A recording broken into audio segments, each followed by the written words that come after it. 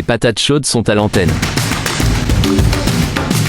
Pour la biodiversité et le climat, il n'est plus temps de se passer la patate chaude. L'association Agir pour tous et ses adhérents les patates chaudes Informe et forme pour agir plus efficacement. organisent des actions collectives. Détecte et soutiennent les bonnes pratiques et innovations à impact positif.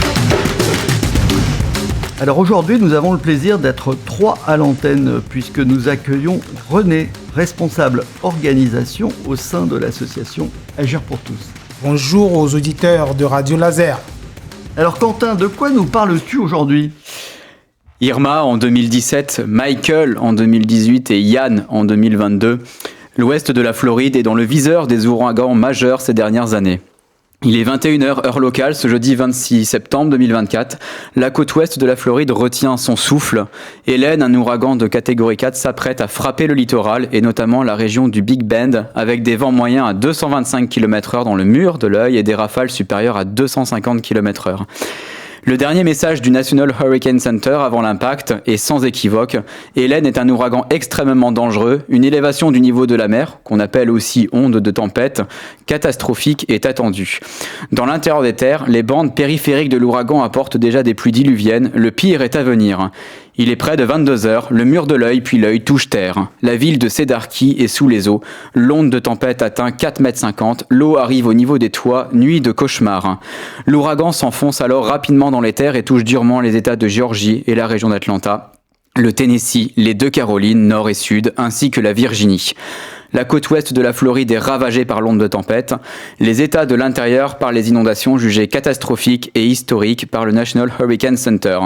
En l'espace de 48 heures, il tombe 751 mm à Busick, à l'ouest de la Caroline du Nord, au niveau des contreforts du massif des Appalaches. Alors peux-tu nous parler du bilan humain et matériel de cet ouragan ? Le bilan humain est catastrophique.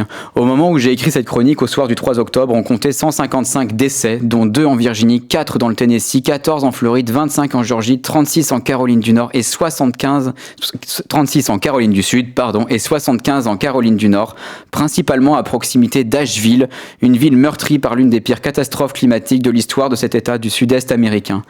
Hélène est de loin le deuxième ouragan le plus meurtrier de la période contemporaine aux États-Unis, derrière l'incroyable bilan de l'ouragan Katrina qui avait dépassé 1800 morts à la Nouvelle-Orléans en 2005. Précisons que près de 600 personnes sont toujours à l'heure actuelle portées disparues, ce qui fait craindre aux autorités un bilan bien plus lourd encore.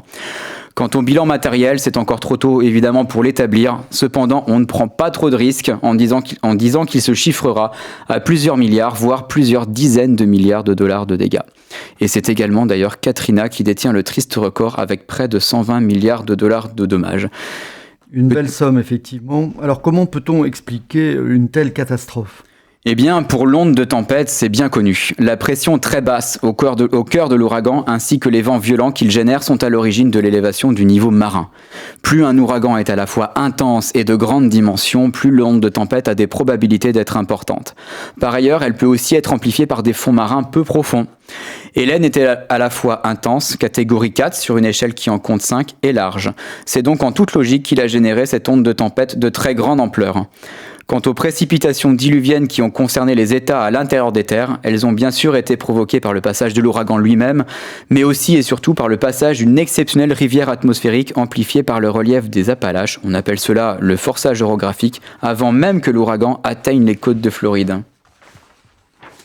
Alors comment le changement climatique a-t-il amplifié l'ouragan Hélène ? Eh bien, on se pose même plus la question de savoir s'il l'a amplifié ou pas. La réponse en fait est oui par avance. Pour répondre, il faut faire appel à la physique, à la thermodynamique, mais aussi à la géographie en exploitant plusieurs échelles géographiques. Revenons quelques jours seulement avant l'impact. Hélène, qui se trouve alors au nord-est immédiat de la presqu'île du Yucatan, au Mexique, passe au-dessus d'eau à 30-31 degrés en surface, soit 3 degrés au-dessus de la normale.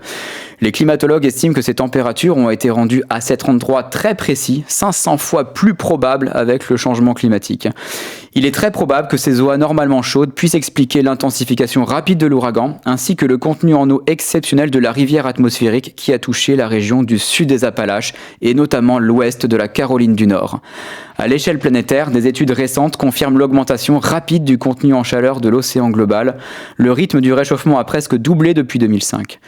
Par ailleurs, la fraction de la surface océanique mondiale affectée par des vagues de chaleur marine d'une durée de plus d'un mois a été multipliée par 5 entre le milieu des années 2000, environ 12%, et 2023, environ 55%. Ce sont toutes ces données qui contribuent clairement à amplifier la thermodynamique de ces cyclones tropicaux. Et puis un dernier petit billet pour la route, prenons la direction des pôles où la fonte des inland seas groenlandais et antarctiques contribuent et contribueront de plus en plus à l'élévation du niveau marin. Le destin des littoraux est et ouest de cet état vulnérable qu'est la Floride dépend aussi de régions du monde qui n'ont rien de tropical. On est bien loin de l'image d'Épinal de la Floride.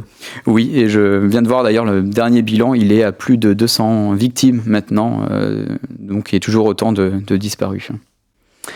Pierre-Emmanuel, peux-tu nous parler des actions d'Agir pour tous ? Oui, avec plaisir, Quentin. Alors, après les très bons contacts noués à l'occasion du Forum des associations, nous avons eu la bonne surprise de retrouver plus d'une dizaine de nouveaux adhérents à notre réunion mensuelle de fin septembre, dont Télio, 14 ans, qui en connaît un rayon sur le climat et l'environnement.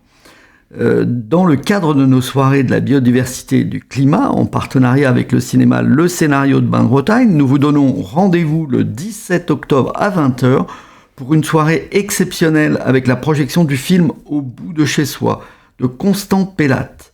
Après son tour dans le monde à vélo de 813 jours et 20 000 km, son périple à plier de plus de 2000 km de la Catalogne à la Manche, Constant Pellatte s'est lancé dans 60 jours d'aventure en partant de son toit, dans l'île-et-Vilaine, animé par le désir de redécouvrir ses terres natales.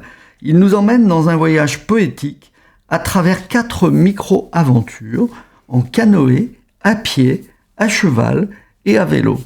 Le débat sera animé par Agir pour tous en présence de Constant Pellatte. Est-ce qu'on a des nouvelles sur les balades et ateliers nature ? Oui, bien sûr. L'équipe est désormais composée de 6 animateurs, avec l'arrivée de Renan, spécialiste de la randonnée en autonomie, et d'Aurélie qui propose des ateliers nature pour les enfants.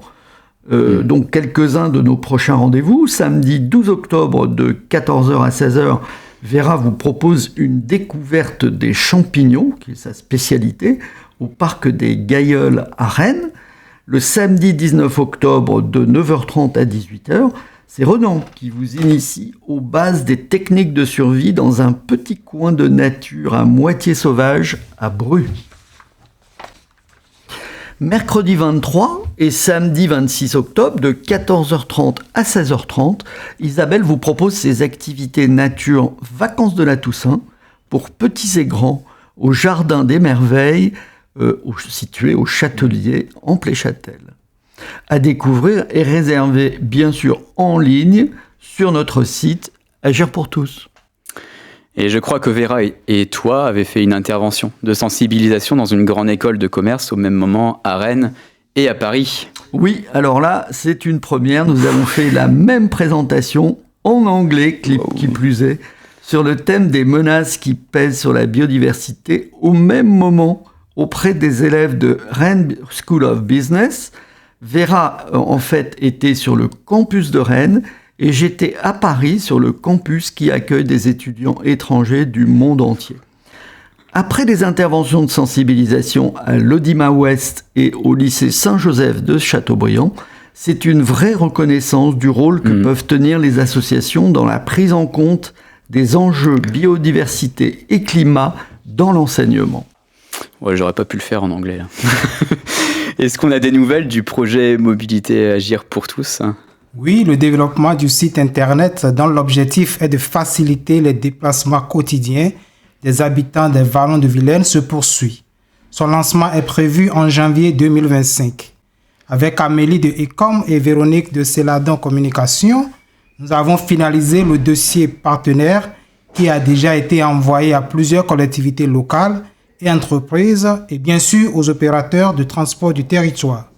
L'arborescence ou menu détaillé du site a été validé et nous collectons et organisons actuellement toutes les informations qui vont figurer dans les différentes rubriques.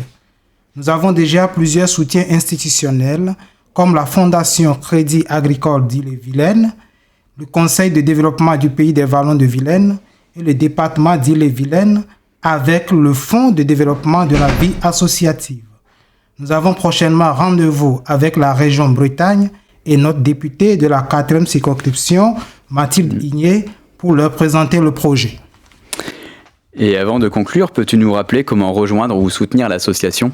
Alors bien sûr, pour adhérer à l'association, tu peux le faire directement sur le site internet Agir pour tous. Sur la page d'accueil, tu descends dans le paragraphe Agir avec nous et tu cliques sur le bouton J'adhère à l'asso. Le montant est de 30 € pour une année complète, soit 10 € après déduction fiscale si tu es imposable. Tu rejoins l'équipe Agir pour tous et tu t'impliques sur tes sujets préférés et selon le temps dont tu disposes. Pour les collégiens et lycéens, l'adhésion est gratuite. Elle est de 10 € pour les étudiants et demandeurs d'emploi. Tu peux aussi soutenir notre engagement et nos actions en faisant un don en ligne sécurisé. Agir pour tous est une association d'intérêt général. Elle te permet de déduire cette adhésion ou ce don de tes impôts sur le revenu à hauteur de 66%. Eh bien, salut les amis. Merci pour votre accueil. Merci René, à bientôt. Pierre-Emmanuel.